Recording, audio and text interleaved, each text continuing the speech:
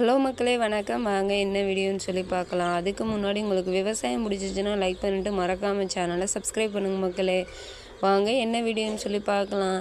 நம்ம ஒடிக்கிற வெண்டியில் பார்த்திங்கன்னா பெரிய வெண்டி 60 நாள் வெண்டி செடிங்க. இது பார்த்திங்க அப்படின்னா நம்ம இப்போ ஒடித்து விற்பனைக்கு அனுப்பிக்கிட்டு இருக்காங்க. இதில் பார்த்திங்கன்னா பில்லு அதிகமாக நம்ம விவசாய நிலத்தில் இருக்குதுங்க.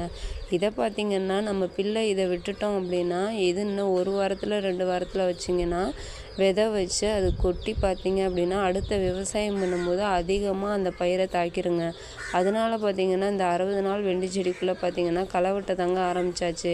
இப்போ வெயில் பார்த்திங்கன்னா தாக்கம் அதிகமாக இருக்கிறதுனால நம்ம பனியெல்லாம் எதிர்பார்க்க முடியாதுங்க. பனி பெஞ்சாலும் பரவாயில்லன்னு சொல்லிட்டு நம்மளும் களக்கட்டை எடுத்து களவெட்ட ஆரம்பித்தாச்சுங்க.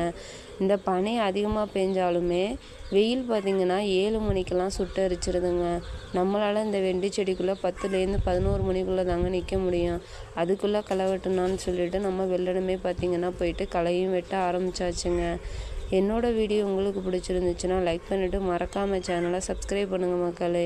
இப்போ பார்த்திங்கன்னா வெண்டி செடி பார்த்திங்கன்னா நம்ம கரும்பு நெல் அந்த சொனையோட இந்த வெண்டி சொனை பார்த்திங்கன்னா அதிகமாக நம்ம கை காலெல்லாம் ஒட்டி அரிக்க ஆரம்பிச்சிருங்க வெயில் நேரத்தில்.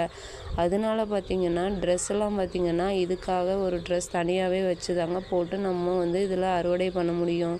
என்னோடய வீடியோ உங்களுக்கு பிடிச்சிருந்துச்சுன்னா லைக் பண்ணிவிட்டு மறக்காமல் சேனலை சப்ஸ்கிரைப் பண்ணுங்கள் மக்களே. நன்றி, வணக்கம்.